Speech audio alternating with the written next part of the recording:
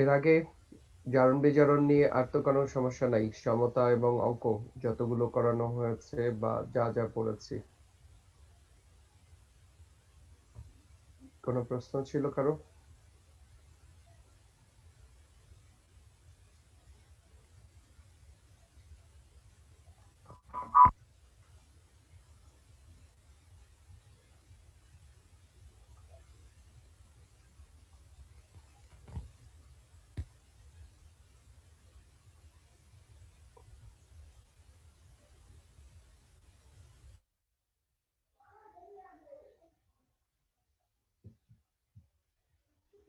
আচ্ছা, তাহলে আমরা যেটা বলতে চাচ্ছি যে সূত্রটা হচ্ছে বিয়ার-ল্যাম্বার্টের সূত্র। টাইটেলটা দেওয়া হয়েছে বিয়ার এবং ল্যাম্বার্ট।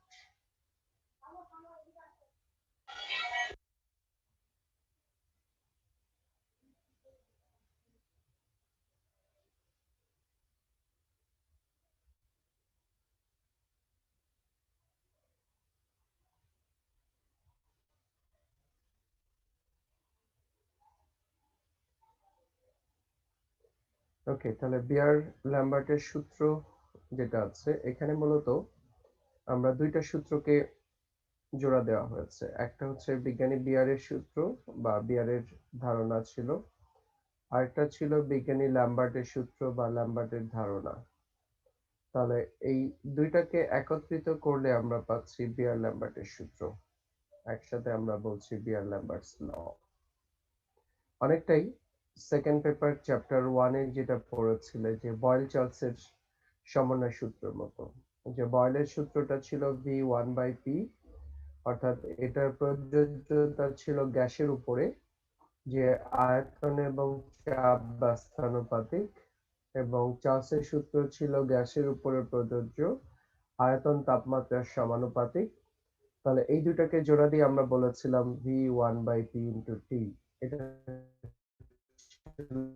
বয়েল-চার্লসের সমন্বয় সূত্র। তো ঠিক একই কাছাকাছি, সে কারণে দুইটাকে জোড়া দিয়ে আমরা বলছি বিয়ার-ল্যাম্বার্টের সূত্র।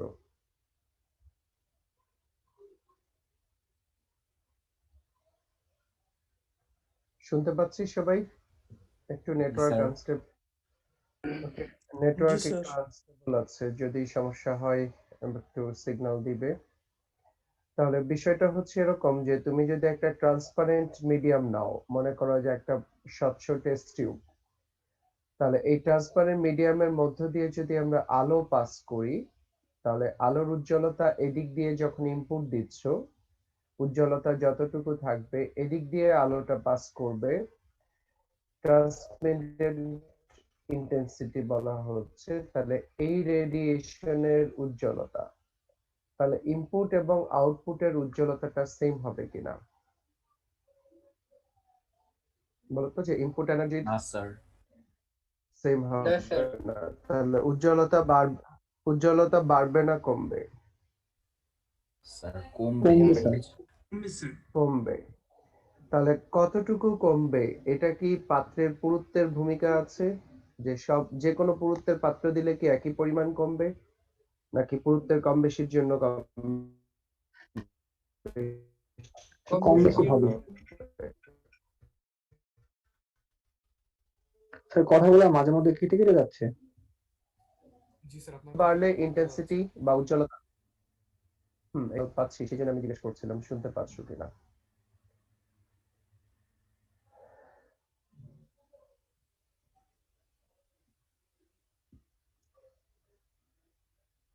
হ্যালো? জি স্যার, এখন শোনা যাচ্ছে। জি স্যার, এখন শোনা যাচ্ছে। ওকে, ঠিক আছে। তাহলে যেটা আমরা বলছিলাম যে কোনো একটা ট্রান্সপারেন্ট মিডিয়ামের মধ্য দিয়ে আলো যদি চালনা করি, তাহলে আলোর উজ্জ্বলতা ইনপুটের সময় আর আউটপুটের সময় সেম থাকবে না, আলোর উজ্জ্বলতাটা কমে যাবে। এই উজ্জ্বলতা কমার পরিমাণটা হচ্ছে এই মাধ্যমের পুরুত্বের উপর নির্ভর করবে।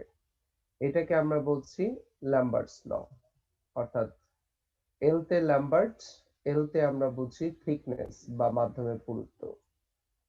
এবং বিজ্ঞানী বিয়ার দেখিয়েছিলেন যে একই পাত্র নিব কিন্তু বিভিন্ন ঘনমাত্রার দ্রবণ নিব, তাহলে ইন্টেন্সিটি আমরা যা পাবো এটাও কিন্তু দেখা যাচ্ছে যে ঘনমাত্রার সাথে কমে আসবে। যত গাঢ় দ্রবণ নিব আলোর উজ্জ্বলতা কিন্তু তত কমে যাবে। যেমন প্র্যাকটিক্যালি আমরা যদি বলি যে এটা হলো একটা ওয়াল, তুমি এখানে টেবিলে বসে পড়ছো, তাহলে এখানে ওয়ালে একটা লাইট আছে, এই লাইটটা দেখা যাচ্ছে আলো দিচ্ছে তোমাকে। তাহলে এই আলো এবং তুমি এর মাঝখানে যদি কোনো পর্দা না থাকে তাহলে উজ্জ্বলতা যা হবে, আমি একটা পাতলা ট্রান্সপারেন্ট পলিথিন ব্যাগ দিয়ে দিলাম, তাহলে উজ্জ্বলতাটা আগের মতোই আসবে না কিছু কম হবে? কমবে স্যার। কম হবে। আমি ওইরকম পুরুত্বের আরেকটা পর্দা দিয়ে দিলাম, আরো কম তাহলে হবে। আরো কমবে। তার মানে এইভাবে আমরা যত বেশি পুরুত্ব বাড়াচ্ছি উজ্জ্বলতা কিন্তু তত কমে যাচ্ছে। তার মানে আলোর উজ্জ্বলতা হ্রাসের পরিমাণটা মাধ্যমের পুরুত্বের সাথে সমানুপাতে কমতে থাকবে। আবার দেখা যাচ্ছে যে আমি একটা পাতলা পর্দা নিলাম, মনে করো যে এটা হচ্ছে ওয়াল, এখানে তুমি বসে আছো, এখানে আমি দেখা যাচ্ছে একটা ইলেকট্রিক বাল্ব নিলাম, এখানে একটা পাতলা পলিথিন ব্যাগ নিলাম ট্রান্সপারেন্ট, একটা পাতলা পলিথিন ব্যাগ নিলাম একই পুরুত্বের রঙিন পর্দা নিলাম আমরা, তাহলে দুই ক্ষেত্রে আলোর উজ্জ্বলতা কি সেম হবে?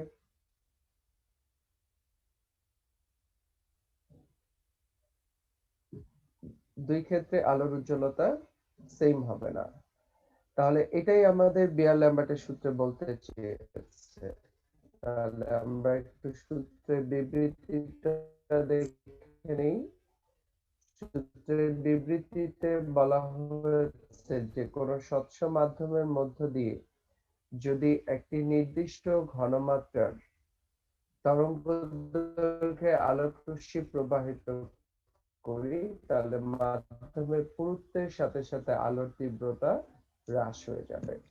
এবং এটা ইনপুট দিয়েছি, যে পরিমাণ আমরা আউটপুট দিয়েছি, এই যে আলোর উজ্জ্বলতা হ্রাসের পরিমাণ, তাহলে পুরুত্বকে আমরা এল দিয়ে প্রকাশ করি, এলটা হচ্ছে ল্যাম্বার্টের নামে কিন্তু এল আছে, তাহলে মনে রাখতে হবে ল্যাম্বার্টের সূত্র কিন্তু পুরুত্ব অর্থাৎ থিকনেস এল দিয়ে আমরা প্রকাশ করি, তার সাথে সম্পর্কিত। আর বিজ্ঞানী বিয়ারের সূত্রটা হচ্ছে সি এর সাথে, অর্থাৎ উজ্জ্বলতা কমে যাবে ঘনমাত্রার সাপেক্ষে। তাহলে এখন দুইটাকে সমন্বয় করলে আমরা বলতে পারছি যে কোন দ্রবণের মধ্য দিয়ে এক গ্যাস দ্রবণের পুরুত্ব এবং ঘনমাত্রার সমানুপাতিক, অর্থাৎ দুইটার সাথে সমানুপাতে পরিবর্তিত হবে। স্যার আবার একটু বলা যাবে স্যার, কথাগুলো কেটে কেটে আসছে। হ্যাঁ, যে আমরা যেটা দেখতে পেয়েছি যে minus D I by D L is proportional to I Lambert minus D I by D C is proportional to I, এটা হচ্ছে বিয়ার। অর্থাৎ আলোর তীব্রতা হ্রাসের পরিমাণ পুরুত্বের সাথে ডিপেন্ড করছে, আলোর তীব্রতা হ্রাসের পরিমাণ ঘনমাত্রার সাপেক্ষে ডিপেন্ড করছে। তাহলে দুইটাই কিন্তু আলোর তীব্রতা হ্রাসের পরিমাণকে সমন্বয় করছে। সেই কারণে কিন্তু আমরা বলতে পারছি যে এই দুইটা যেহেতু একই ধারণার উপর, সেই জন্য আমরা বলতে পারছি যে ইনপুট রেডিয়েশন হচ্ছে আই, তাহলে log of I naught by IT এটাকে বলা হয় অ্যাবজর্বেন্স। তাহলে এই যে ইনপুট এবং আউটপুটের যে অনুপাত, এটা লগারিদমকে আমরা বলছি অ্যাবজর্বেন্স। তাহলে আমরা বলতে পারি অ্যাবজর্বেন্স মানে এখানে কতটুকু আলো শোষণ করছে ইজ প্রপোর্শনাল টু এল, থিকনেসের সাথে সমানুপাতিক। Absorbance is proportional to C, concentration মানে ঘনমাত্রার সাথে সমানুপাতে অ্যাবজর্বেন্সটা হবে। তাহলে আমরা বলতে পারছি absorbance is proportional to C L, তাহলে আমরা লিখতে পারছি এপসাইলন সিএল। এটাই হচ্ছে বিয়ার-ল্যাম্বার্ট লর গাণিতিক রূপ। এ হচ্ছে অ্যাবজর্বেন্স, সি হচ্ছে কনসেন্ট্রেশন, এপসাইলন হচ্ছে মোলার বিশোষণ গুণাঙ্ক, এল হচ্ছে মাধ্যমের পুরুত্ব। এই তিনটা বিষয়ের উপরে এটা নির্ভর করছে। তাহলে আমরা একটু চেক করে দেখি কোনো প্রশ্ন আছে? হুম। স্যার এখানে মলার বিয়োজন সহগ বলতেছে কি বোঝাইছে?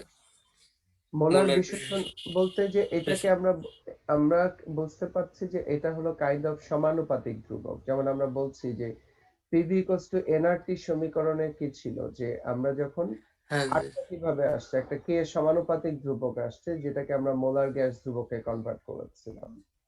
তাহলে এখানে সমানুপাতিক ধ্রুবকটাকে আমরা বলছি মোলার বিশোষণ গুণাঙ্ক। তার কারণ হচ্ছে এই যে ইনপুট এবং আউটপুট দিচ্ছ এটা একটা ধ্রুবক অনুপাতে পরিবর্তিত হচ্ছে। এই ধ্রুবকটাকে আমরা বলছি মোলার বিশোষণ গুণাঙ্ক। এটা এক একটা পদার্থের জন্য এক এক রকম হবে। একটু পরে আমরা গাণিতিকভাবে এটার ব্যাখ্যাটা দিব। জি স্যার ধন্যবাদ। তাহলে আমরা যেটা বলতে চাচ্ছি যে বিয়ার-ল্যাম্বার্ট ল থেকে আমরা মূলত সবাইকেই বলবো যে তিনটা বিবৃতি পড়বা। এটা জ্ঞানমূলক প্রশ্ন আকারে আসে। বিয়ারের সূত্রের বিবৃতি লিখো অথবা শুধু ল্যাম্বার্টের বিবৃতি লিখো অথবা বিয়ার-ল্যাম্বার্টের বিবৃতি লিখো। আর এখান থেকে ছোট কিছু গাণিতিক সম্পর্ক আছে সেটা আমরা দেখব যে A সমান এপসাইলন সিএল। এখানে এটাকে আমরা বলছি অ্যাবজর্বেন্স, এপসাইলনকে বলা হলো মোলার বিশোষণ গুণাঙ্ক, সি হচ্ছে ঘনমাত্রা, এলটা হচ্ছে মাধ্যমের পুরুত্ব।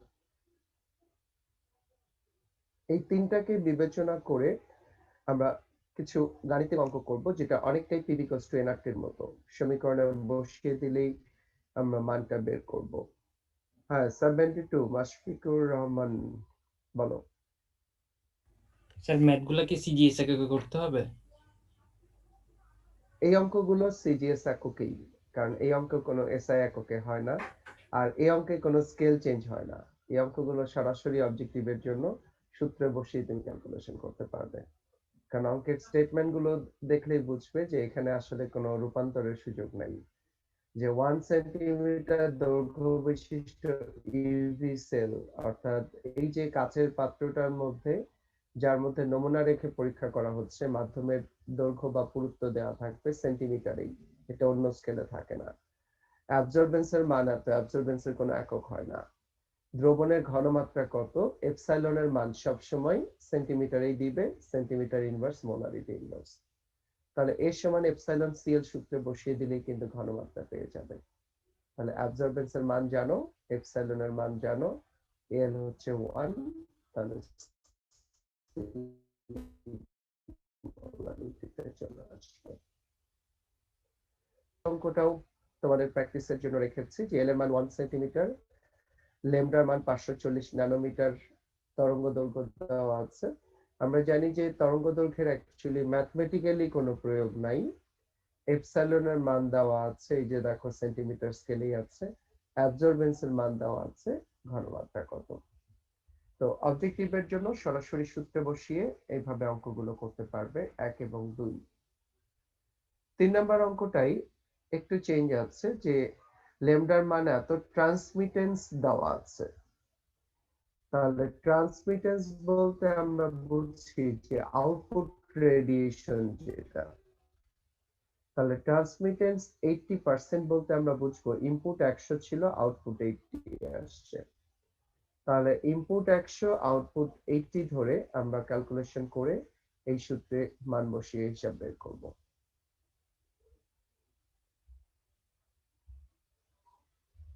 ওকে, তাহলে এইভাবে বিয়ার-ল্যাম্বার্ট থেকে ছোট ছোট অঙ্কগুলো অবজেক্ট উদাহরণে যেটা আছে সেটা সরাসরি সূত্র দিয়ে তুমি ক্যালকুলেশন করবে। আর বিয়ার-ল্যাম্বার্ট থেকে মূলত একটা ইম্পর্টেন্ট আইডিয়া আছে যেটা সৃজনশীলের জন্য পড়তে হবে, এবং সৃজনশীলের এই আলোচনাটা দেখা যায় অনেক সময় টেস্ট পরীক্ষাগুলো বা কলেজ লেভেলের পরীক্ষাগুলোতে দেওয়া হয়। সেটাই খেয়াল করি আমরা বিয়ার-ল্যাম্বার্ট দিয়ে আমরা কিভাবে ঘনমাত্রাটা বের করতে পারি। মনে করে দেখো যে এই চ্যাপ্টারে আমরা পড়েছি যে ঘনমাত্রা নির্ণয়ের জন্য যে পদ্ধতি সেটা হচ্ছে টাইট্রেশন, কিন্তু টাইট্রেশন পদ্ধতির একটা সীমাবদ্ধতা ছিল, সেটা হলো অতি লঘু দ্রবণের ক্ষেত্রে সেটা অকার্যকর হয়ে যায়। কারণ বাহ্যিকভাবে যেহেতু বর্ণের পরিবর্তন দেখে আমরা টাইট্রেশনটা করি, খুব লঘু দ্রবণে কিন্তু সে সফল ফলাফল দিতে পারে না। সেই কারণে অতি লঘু দ্রবণের ঘনমাত্রা নির্ণয়ে বিয়ার-ল্যাম্বার্ট সূত্রের ধারণাটা আমরা কাজে লাগাতে পারি। এই সূত্রের ধারণাটা কি বলেছে, যে এখানে ধারণাটা বলল তুমি যেই দ্রবণের ঘনমাত্রা বের করতে চাও, মনে করো যে তোমার বাড়ির টিউবওয়েলে তুমি আয়রনের পরিমাণ জানতে চাচ্ছ কতটুকু আছে। তাহলে এখন কি করলে, যে টিউবওয়েলে আয়রন কতটুকু থাকতে পারে তোমাকে একটা আইডিয়া করতে হবে। মনে করো যে সর্বোচ্চ 1 মোলার তুমি এক্সপেক্ট করছো, আর সর্বনিম্ন এক্সপেক্ট করছো 0.001 মোলার। অর্থাৎ যার ঘনমাত্রা বের করবে তার সর্বোচ্চ এবং সর্বনিম্ন, অর্থাৎ আপার লিমিট লোয়ার লিমিটকে একটা আইডিয়া করতে হবে। এটার থেকেও বেশি থাকতে পারে, এটার থেকেও কম থাকতে পারে, কোনো সন্দেহ নাই বা কোনো সমস্যা নাই। হাইস্ট আর লোয়েস্ট কে কেন নিব, তার কারণটা হচ্ছে এই হাইস্ট আর লোয়েস্ট এর মাঝামাঝি ঘনমাত্রার কিছু দ্রবণ আমরা বানিয়ে নিব। এটা প্র্যাকটিক্যালি আমরা বানিয়ে নিব যে 1 মোলার, 0.3, 1, 0.01, 0.001 এগুলোর ঘনমাত্রা দ্রবণ ল্যাবে বানাবো, আর টিউবওয়েলের পানির নমুনাটা নিব। নেওয়ার পর অ্যাটমিক অ্যাবজর্পশন স্পেকট্রোফটোমিটার অথবা ইউভি ভিজিবল স্পেকট্রোফটোমিটার এই যন্ত্রের সাহায্যে এদের অ্যাবজর্বেন্সের মাপটা আমরা মাপবো। অর্থাৎ যন্ত্রের সাহায্যে জানা নমুনা অজানা নমুনা দুইটারই আমরা অ্যাবজর্বেন্স মাপবো। মনে করো এটা আসলো 8.5, এটা আসছে 3.8, এটা আসলো 1.7, এটা আসলো মনে করো যে 0.9, এটা আসলো মনে করো 0.1, এটা আসছে মনে করো 2.8। তাহলে এইভাবে যন্ত্রের সাহায্যে প্রত্যেকটা দ্রবণের ঘনমাত্রা আর প্রত্যেকের অ্যাবজর্বেন্সটা মাপতে হবে।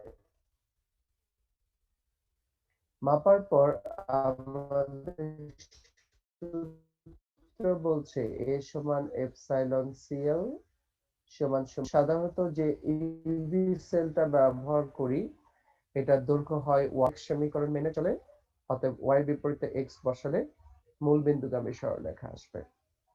তাহলে এই যে মানগুলো পেয়েছো, তাহলে এখানে ওয়াই অক্ষে থাকবে এ আর এক্স অক্ষে থাকবে সি। মানগুলো বসালে দেখা যাবে তুমি এরকম কতগুলো মান পাবে। এর মধ্যে মূলবিন্দুগামী বা তার কাছাকাছি মানগুলো ধরে তুমি স্লোপ বের করো। তাহলে স্লোপের মানটা হবে এপসাইলন। তাহলে এ সমান এপসাইলন সিএল সূত্রে এর মান জানো 2.8, এখান থেকে আসবে এপসাইলন, এল এর মান জানো 1, তাহলে সি বের হয়ে আসবে। অতএব পরীক্ষায় তোমাকে এই টেবিলটা দিয়ে দিবে, অর্থাৎ ডেটাটা দেওয়া থাকবে, এখান থেকে গ্রাফ আঁকবে, স্লোপ বের করবে, ঘনমাত্রা আসবে। তাহলে একটু চেক করে বলি তো, চিন্তা ভাবনা করে এই কনসেপ্টের কোথায় সমস্যা আছে বা কোন জায়গাটা আমরা বুঝি নাই। স্যার উপরে Fe3+ লিখলেন, এরপরে স্যার নমুনাটা কি নিলাম? নমুনাটা আমরা ফেরিক লবণ নিয়েছি। মনে করো ফেরিক ক্লোরাইড, ফেরিক ব্রোমাইড যাই নেই না কেন, ফেরিকের একটা লবণ নিয়ে আমরা পরীক্ষা করব। আর নমুনাটা হচ্ছে আমি টিউবওয়েলের পানিতে আয়রন কতটুকু আছে জানতে চাচ্ছি। জি স্যার। যে আয়রন পাওয়া যায় এরকম একটা নমুনা হতে পারে টিউবওয়েলের পানি, হতে পারে পুকুরের পানি, হতে পারে কোনো একটা, মনে করো যে আমি ইয়েও করতে পারি যে আপেল জুস নিতে পারি, যে আপেল জুসের নমুনাতে আয়রন কতটুকু আছে সেটাও আমরা বের করতে পারি। যে কোনো নমুনা যেখানে আয়রন পাওয়ার পসিবিলিটি আছে। হ্যাঁ বলো। স্যার গ্রাফটার ব্যাপারে একটু বলবেন? হ্যাঁ, গ্রাফটা হলো যে আমাদেরকে এই টেবিলটা দিয়ে দিবে। আমরা জানি যে বিয়ার-ল্যাম্বার্টের সূত্রের ধারণাটা হলো A সমান এপসাইলন সিএল। তাহলে এখানে A হলো অ্যাবজর্বেন্স, এপসাইলন হচ্ছে মোলার বিশোষণ গুণাঙ্ক, সি হচ্ছে কনসেন্ট্রেশন বা ঘনমাত্রা, এল হচ্ছে পুরুত্ব। সাধারণত যে যন্ত্র দিয়ে আমরা এই টেস্টটা করি এই যন্ত্রে এল এর মান সবার জন্যই কিন্তু এক, তার মানে এল একটি ধ্রুব রাশি এবং এল এর মান 1। সেই জন্য দেখা যাচ্ছে সমীকরণটা হয়ে যায় A সমান এপসাইলন সি। তাহলে এপসাইলন সি যদি হয় তাহলে y mx সমীকরণ এটা মেনে চলে। ফলে দেখা যায় এর বিপরীতে সি বসালে মূল বিন্দুগামী সরলরেখা পাওয়া যাবে। এই সরলরেখায় স্লোপের মানটা বের করবে। তোমরা ম্যাথে পড়েছো y2 - y1 x2 - x1। এই ধারণা প্রয়োগ করে দেখা গিয়েছে যে আমরা স্লোপটা বের করে সূত্রে বসালে আমরা পেয়ে যাব অ্যাবজর্বেন্স কত, ঘনমাত্রা কত। জি স্যার। স্যার এর সমান 1 সেন্টিমিটার কেন ধরলাম স্যার? এল এর মান 1 সেন্টিমিটার, কারণ যে যন্ত্র দিয়ে এটা পরীক্ষা করা হয় এটা অলওয়েজ 1 সেন্টিমিটার অথবা 2 সেন্টিমিটার হয়। সাধারণত আমরা অনেকটাই রাইডার স্কেলে যেরকম 5 মিলিগ্রাম অথবা 10 মিলিগ্রাম দুইটা ভরের রাইডার হয়, এখানেও ঠিক একই রকম 1 সেন্টিমিটার অথবা 2 সেন্টিমিটার হয়। তবে বেশিরভাগই 1 হয়। যদি আমি 1 ধরি তাহলে তো এ সমান এপসাইলন সি চলে আসে, আর 2 ধরলেও সমস্যা নাই কারণ 2 তো সবার জন্যই 2। তার মানে এল ধ্রুবক এপসাইলন ধ্রুবক দুইটা ধ্রুবকের গুণফল এপসাইলন প্রাইম আসবে। তার মানে সেটা দিয়েও তুমি ক্যালকুলেশন করো, ফলাফল একই আসবে। কারণ ওই যন্ত্র দিয়েই তো সবগুলো টেস্ট করছো, তাহলে তো সবার মান একই আসবে। স্যার জি, স্যার নমুনাগুলোর জন্য আয়রনের যে লবণগুলো নিব সবগুলো কি স্যার একই লবণ নিব নাকি স্যার ভিন্ন ভিন্ন লবণ, আয়রন একই ভিন্ন লবণ, ভিন্ন লবণ নিলে হবে? একই লবণ নিতে হবে। কারণ হলো তুমি যদি ফেরাস ক্লোরাইড দিয়ে পরীক্ষাটা করো ফর এক্সাম্পল, তাহলে এখানে যে রকম আসবে ক্রিয়া প্রতিক্রিয়া, যদি তুমি মনে করো যে ফেরাস সালফেট নাও, ক্রিয়া প্রতিক্রিয়া কি একটু ভিন্ন হবে না? জি ওকে, স্যার। যদিও দুই জায়গাতে আয়রন আছে, আমরা জানি দুইটাই আয়রনের যৌগ, কিন্তু ফার্স্ট পেপার চ্যাপ্টার 3 তে পড়েছো যে দুইটার আয়নিক ধর্মের মান কিন্তু সমান না, ফাজানের নীতি অনুসারে আমরা যদি চিন্তা করি। অতএব আয়নিত হওয়া, বিয়োজন এটার উপরে কিছুটা প্রভাব পড়বে। সেই জন্য যে লবণটা ধরবা তারই পুরো সেট নিতে হবে এখানে, মানে ওইটারই 1.3 1.1 মানে ওইটারই বিভিন্ন ঘনমাত্রার নমুনা নিয়ে তার অ্যাবজর্বেন্স মাপতে হবে। তারপর আমাদের কাঙ্ক্ষিত নমুনার অ্যাবজর্বেন্স মেপে ক্যালকুলেশন করবে। আচ্ছা স্যার। হ্যাঁ, আর কেউ কোনো প্রশ্ন করবো বিয়ার লাম্বার্টের এই ক্যালকুলেশনটা নিয়ে?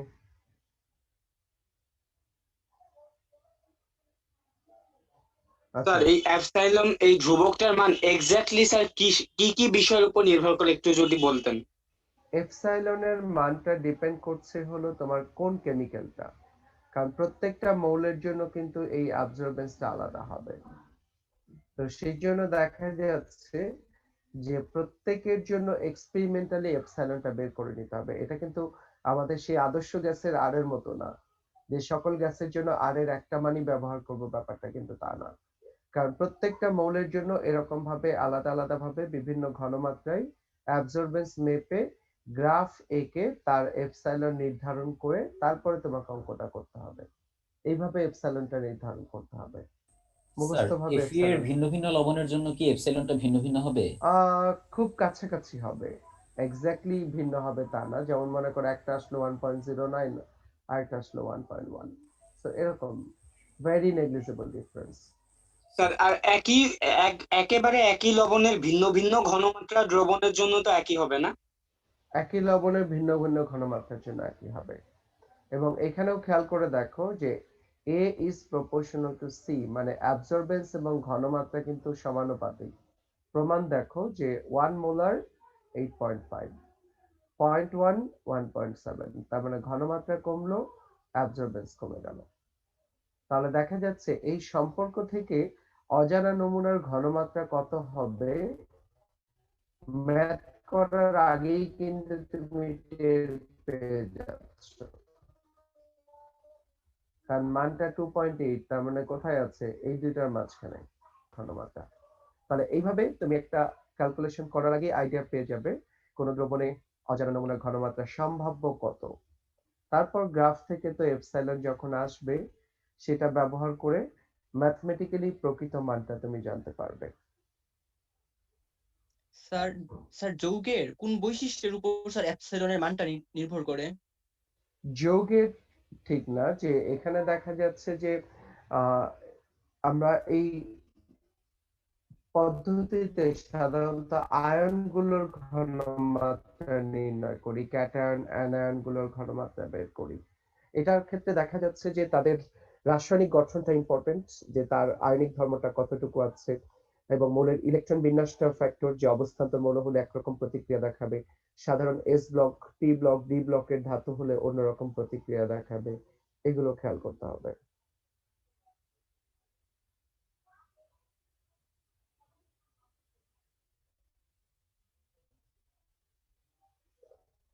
ওকে, জি স্যার। আর কোনো কিছু কারো প্রশ্ন আছে এটার উপরে?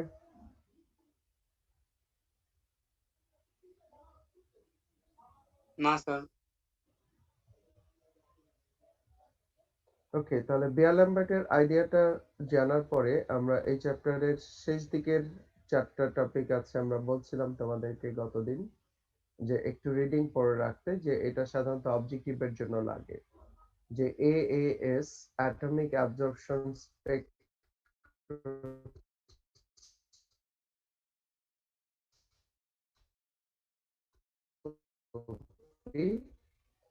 UVVIS ultraviolet visible spectroscopy, HPLC হচ্ছে গ্যাস ক্রোমাটোগ্রাফি। তাহলে প্রথম জ্ঞানমূলক আকারে অবজেক্টিভে থাকে, অথবা সাধারণত দেখা যায় সৃজনশীলে কতে দেওয়া হয়, এই যে শব্দটার পূর্ণরূপ লিখো। দ্বিতীয়ত হলো এটার পুরো প্রক্রিয়াটা, অর্থাৎ মূলনীতি এবং পদ্ধতিটা একবার রিডিং পড়তে হবে ছোট ছোট প্রশ্নের জন্য। যেমন দেখা গিয়েছে, লেখা আছে যে AAS, এটার ক্ষেত্রে বলা হয়েছে 1 ppb, অর্থাৎ 10⁻⁻6 গ্রাম পার লিটার পর্যন্ত নমুনার ঘনমাত্রা নির্ণয় করা যায়। তার মানে অনেক লঘু দ্রবণের ক্ষেত্রে কিন্তু এটা কাজ করে। এবং এই ক্ষেত্রে আমরা কিন্তু সেই কনসেপ্টটাই ফলো করেছি, বিয়ার-ল্যাম্বার্টের সূত্রের ধারণাটা ফলো করে। এবং মনে রাখতে হবে যে AAS বা অ্যাটমিক অ্যাবজর্পশন বর্ণালীমিতি, এটা কিন্তু গুণগত এবং পরিমাণগত দুইটা ধারণাই ব্যাখ্যা করতে পারে। অর্থাৎ এটা দিয়ে আমরা জানতে পারি কোন নমুনায় কোন পদার্থ আছে, এবং একই সাথে জানা যায় যে সেটার ঘনমাত্রা কতটুকু। কারণ ঘনমাত্রা বের করতে গেলে আমরা দেখব যে যদি অ্যাবসর্বেন্স বেশি হয়, তাহলে বোঝা যাচ্ছে যে তার ঘনমাত্রাটা কাজে লাগবে। এবং এটা হলো অ্যাটমিক অ্যাবজর্পশন, অর্থাৎ পারমাণবিক শোষণ বর্ণালী নীতি। এবং বোর মডেলে যেটা পড়ে আসছো সেটা কিন্তু বিকিরণ বর্ণালীর ধারণা ব্যাখ্যা করেছে। তার কারণ এই পদ্ধতিতে বলা হয়েছে যে প্রত্যেকটা মৌলের ইলেকট্রন বিন্যাস আলাদা, অতএব প্রত্যেকটা মৌলের মধ্যে যখন আমরা ইলেকট্রোম্যাগনেটিক রেডিয়েশন দিব, তখন প্রত্যেকের শোষণ ক্ষমতা আলাদা, প্রত্যেকেই একটা নির্দিষ্ট তরঙ্গ দৈর্ঘ্যের শক্তি শোষণ করবে। সেটা থেকে আইডেন্টিফাই করা যাবে কোন একটা অজানা নমুনায় কোন পদার্থটা আছে। এবং এই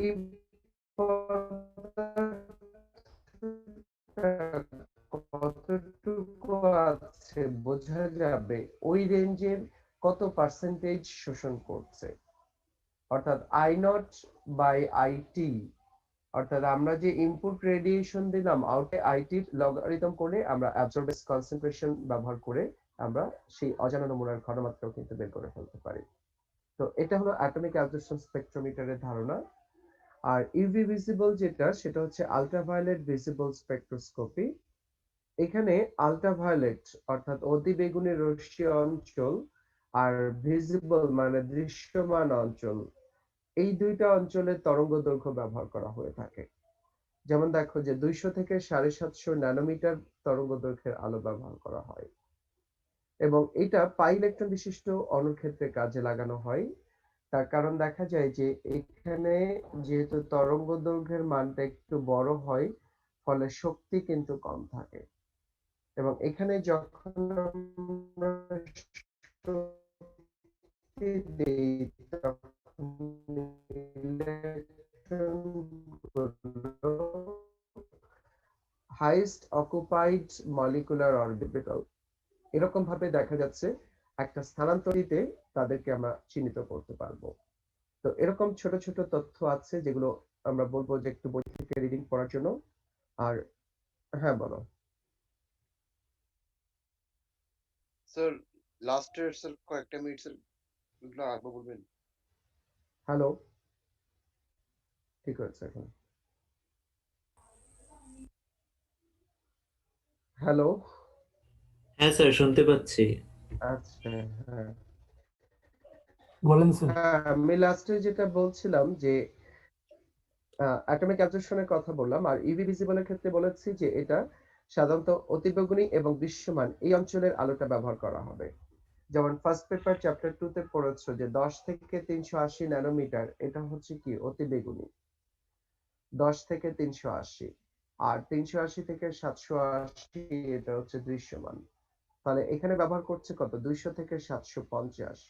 তার মানে অতিবেগুনি এবং দৃশ্যমান এটার মিক্স তরঙ্গদৈর্ঘ্য ব্যবহার করে পাই ইলেকট্রন বিশিষ্ট অণুগুলোর ক্ষেত্রে এই পদ্ধতিটা অ্যাপ্লাই করা হয়। সিগমা বন্ধনযুক্ত যৌগের ক্ষেত্রে কিন্তু ইউভি ভিজিবল এই স্পেকট্রোস্কোপির ধারণাটা প্রয়োগ করা যাবে না। আর আমরা একটু ছোট্ট কয়েকটা প্রশ্ন আছে এখানে আমরা একটু জানাই।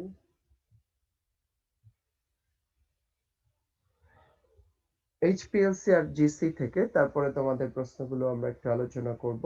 সেটা হচ্ছে HPLC high performance liquid chromatography, আর জিসি হলো গ্যাস ক্রোমাটোগ্রাফি। তাহলে ক্রোমাটোগ্রাফির কথা কি মনে আছে সবার? চ্যাপ্টার 2 ফার্স্ট পেপারে পড়েছিলে, প্র্যাকটিক্যালও একটা করেছো পেপার ক্রোমাটোগ্রাফি। হ্যাঁ স্যার। আচ্ছা, তাহলে ক্রোমাটোগ্রাফিতে কয়টা দশা থাকে? দুটো। দুটো স্যার, চলমান আর নিশ্চিত দশা। দুটো থাকে, কি কি? হ্যাঁ, স্থির দশা আর স্থির চলমান আর দশা চলমান। থাকে। তাহলে এইচপিএলসি টা হচ্ছে, হ্যাঁ, স্থির আর চলমান দশা থাকে। তাহলে আমরা জানি যে এইচপিএলসি এর মেকানিজমটা হলো অনেকটা কলাম ক্রোমাটোগ্রাফির মতো। কলাম ক্রোমাটোগ্রাফিতে কি হয়, একটা মোটা কলাম থাকে, এরকম মোটা কলাম থাকে। এই মোটা কলামের এদিক দিয়ে দেখা যাচ্ছে যে আমরা ইয়ে করছি, তুলা দেওয়া থাকে, এদিকটাই তুলা থাকে, এবং দেখা যাচ্ছে যে এদিক দিয়ে আমরা হচ্ছে সিলিকা পাউডার দেওয়া থাকে, আর এদিক দিয়ে হচ্ছে যে আমরা নমুনার মিশ্রণটা ঢেলে দেই। তাহলে দেখা যাচ্ছে যে এই সিলিকা পৃষ্ঠতলে এই নমুনাগুলো অধিশোষণ ঘটতে থাকবে, এবং এই যে নমুনাটা এখানে অধিশোষিত হবে না সেটা কিন্তু এদিক দিয়ে বের হয়ে আসবে। তাহলে দেখা যাচ্ছে যে এই অধিশোষণের ভিত্তিতে মিশ্রণ থেকে নমুনাটাকে পৃথক করা হচ্ছে। তাহলে খেয়াল করে দেখো যে একটা লম্বা টানেলের উপর থেকে যদি নমুনা ঢেলে দাও, তাহলে এই দিক দিয়ে বের হয়ে আসতে কিন্তু অনেক সময় লাগবে। কিন্তু আমরা বলেছি HPLC high performance liquid chromatography, এখানে কি করা হয়, এই সিস্টেমের মধ্যে উচ্চ চাপ দেওয়া হয়, 300 পিএসআই চাপ প্রয়োগ করা হয়। পিএসআই হচ্ছে pound pressure per square inch. তাহলে এই পরিমাণ চাপ দিলে দেখা যাচ্ছে নমুনাটা খুব দ্রুত এদিক দিয়ে বের হয়ে আসে। এই জন্য এটার নাম দেওয়া হয়েছে হাই পারফরম্যান্স লিকুইড ক্রোমাটোগ্রাফি। তাহলে এই ক্ষেত্রে যেটা আমরা দেখতে পাচ্ছি যে এইচপিএলসি কলাম যেটা নেওয়া হয়, এটা অবজেক্টিভের খুবই কমন প্রশ্ন যে কলামটার দৈর্ঘ্য কত, কলামটার ব্যাস কত, কলামে কত চাপ দেওয়া হয়, এবং এখানে দ্রুত পৃথকীকরণ ঘটবে। আর গ্যাস ক্রোমাটোগ্রাফি যেটা আছে, এখানে দেখা যায় যে চলমান দশা হচ্ছে নিষ্ক্রিয় গ্যাস, যেমন হিলিয়াম, আর্গন, অথবা সাধারণ তাপমাত্রায় যেহেতু নাইট্রোজেন বিক্রিয়া করে না, নাইট্রোজেনকেও আমরা নিষ্ক্রিয় গ্যাসের মতোই আচরণ করে বা ধরে নিতে পারি। আর স্থির দশা হচ্ছে কঠিন পদার্থ। তাহলে কঠিন পদার্থের উপর নমুনা রেখে আমরা চলমান দশা হিসেবে এই গ্যাসকে চালনা করলে দেখা যাবে মিশ্রণ থেকে নমুনাগুলো পৃথক হয়ে যাবে, এবং পৃথকীকরণ প্রক্রিয়া প্রভাবিত হয় স্থির দশার মেরুকত্ব, ঘনমাত্রা, চলমান দশার প্রবাহের হার, কলামের দৈর্ঘ্য, ইনজেক্ট এগুলোর পরিমাণের উপর। এগুলো অবজেক্টিভের জন্য লাগবে। আর নমুনার ঘনমাত্রা বেশি হলে স্থির দশার সাথে ক্রিয়া প্রতিক্রিয়া কম হবে, তার কারণ স্থির দশার কাজটা মূলত ধারণ করা, চলমান ক্রিয়া প্রতিক্রিয়ার মাধ্যমে কিন্তু মিশ্রণ থেকে নমুনাটাকে আলাদা করে নিয়ে আসা হবে।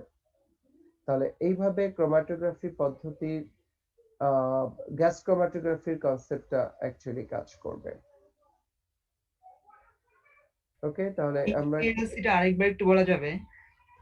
এইচপিএলসি এইচপিএলসি হচ্ছে হাই পারফরম্যান্স লিকুইড ক্রোমাটোগ্রাফি, যে একটা মোটা কাঁচনল থাকবে, তার মধ্যে সিলিকা পাউডার দেওয়া থাকবে এবং উপর থেকে আমরা মিশ্রণটা ঢেলে দিব দ্রাবকে দ্রবীভূত করে। মনে করো যে 2-3টা কেমিক্যালকে মিক্স করে এটা যদি উপর থেকে ঢেলে দাও, তাহলে দেখা যাবে আস্তে আস্তে সিলিকা পাত্র ভেদ করে নিচ দিক দিয়ে তরলটা বের হয়ে আসবে। তাহলে মিশ্রণের কেমিক্যাল গুলো যদি সিলিকা পৃষ্ঠতলে অধিশোষিত হয়, তাহলে তারা ওখানে আটকে থাকবে, নিচের অংশ দিয়ে শুধুমাত্র দ্রাবকটা বের হয়ে আসবে। কিন্তু যদি সেখানে এমন কোনো কেমিক্যাল থাকে যেটা অধিশোষিত হয় না, তাহলে সে কিন্তু দ্রাবক তরলের সাথে বের হয়ে আসবে। এইভাবে এইচপিএলসি মেকানিজমটা কাজ করে। তাহলে আমরা এই 3টা বিষয় নিয়ে একটু চিন্তা করি। বাই দিস টাইমে আমি একটু অ্যাটেন্ডেন্সের কাজটা কমপ্লিট করে নেই।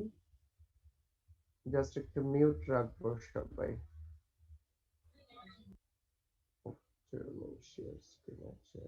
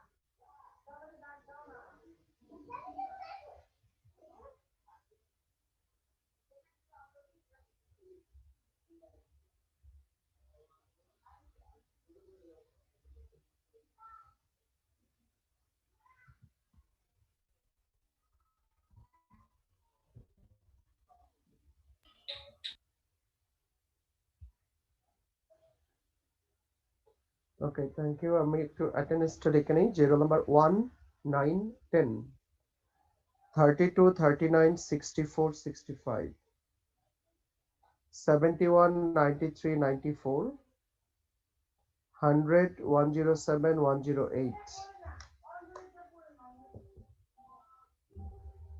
ওকে, তাহলে বলো এখন ওভারঅল আমাদের চ্যাপ্টার 3 তো আমরা মনে করছি যতটুকু আছে।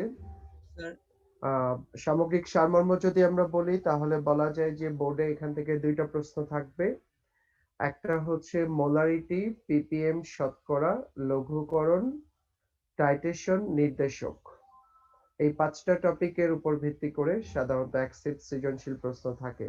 মূলত টাইটেশনের অঙ্ক এবং নির্দেশক এটার দিকে বেশি গুরুত্ব দেওয়া উচিত। আর বাকি অংশগুলো অনেক সময় অবজেক্টিভে থাকে, মোলারিটি, শতকরা, পিপিএম, লঘুকরণের অঙ্কগুলো।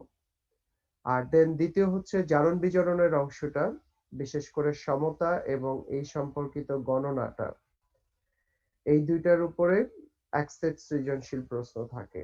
তাহলে দুইটা প্রশ্নের উপর প্রস্তুতি নিব পূর্ণাঙ্গভাবে।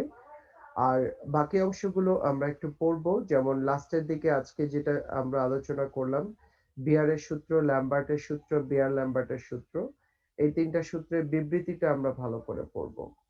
আর এখান থেকে একটা সৃজনশীল প্রশ্নের ধারণার কথা আমরা বলেছি, সো সেই সৃজনশীল প্রশ্নটা একটু পড়বো। আর ছোট ছোট অঙ্কগুলো পিভি ইকুয়ালস টু এনআরটির মতোই সূত্রে বসিয়ে দিলে কিন্তু আমরা ফলাফল পেয়ে যাচ্ছি, এ সমান এপসাইলন সিএল। স্যার আর লাস্টে আমরা চারটা পদ্ধতির কথা বলেছি, এইচপিএলসি, এএএস, জিসি এবং হচ্ছে যে ইউভি ভিজিবল স্পেকট্রোস্কোপি। এই চারটা বিষয় নিয়ে আমরা বলছি যে তোমরা একটু রিডিং পড়ে দেখতে পারো, যে বইগুলোতে মূলনীতি বলা আছে এবং পদ্ধতির কথা বলা আছে। রিডিং পড়ে ছোটখাটো যদি কোনো সমস্যা থাকে সেটা নিয়ে পরের ক্লাসে তোমরা আলাপ করতে পারবে। তবে আমি সবচেয়ে বেশি হ্যাঁ এক মিনিট, হ্যাঁ তোমারটা দিয়েছি, আমি দিয়েছি।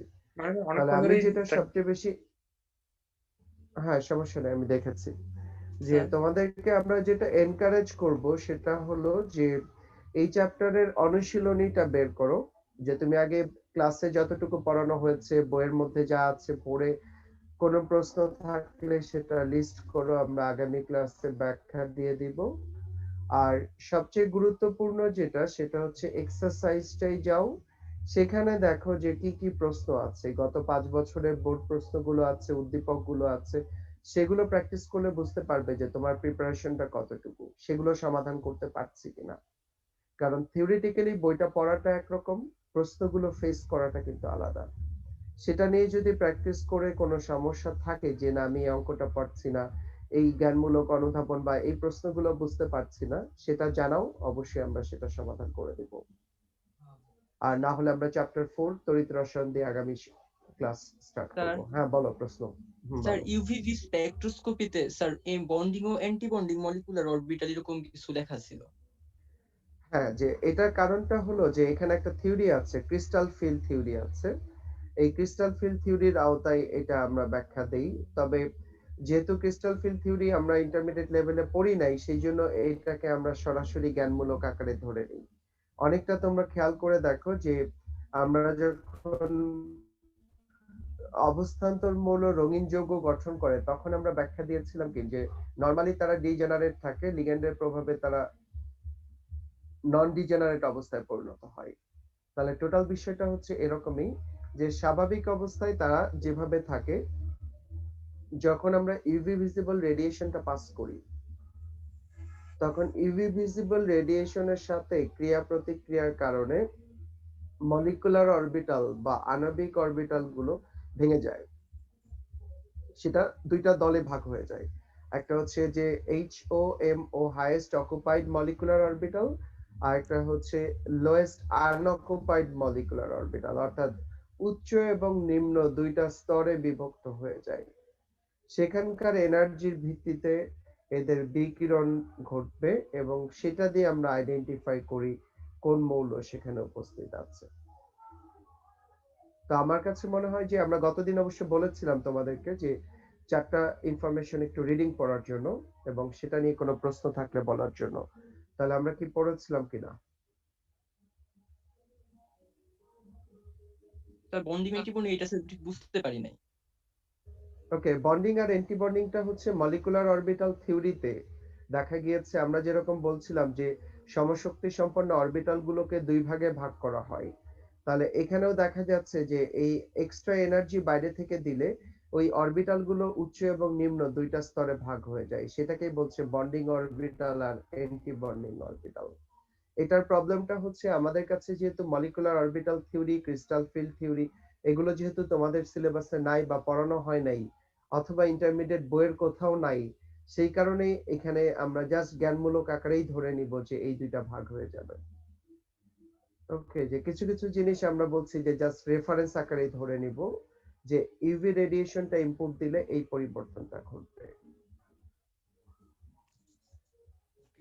স্যার ওকে স্যার হ্যাঁ, তারপরেও তুমি পড়ে দেখো যে আগামী ক্লাসে তো আমরা বললাম যে তোমরা একটু পুরো চ্যাপ্টারটা রিভিউ করে কোনো প্রশ্ন থাকলে অবশ্যই সেটার আলোচনা করেই আমরা নতুন চ্যাপ্টার হিসেবে 4th চ্যাপ্টারটা শুরু করব। তাহলে এই পর্যন্তই আজকে থাকলো। আগামী ক্লাসে আমরা একটু সবাই চেক করি কার কোন জায়গাটাই সমস্যা, সেটা অবশ্যই আমরা সমাধান দিব। Thank you. আসসালামু আলাইকুম স্যার। ওয়ালাইকুম আসসালাম।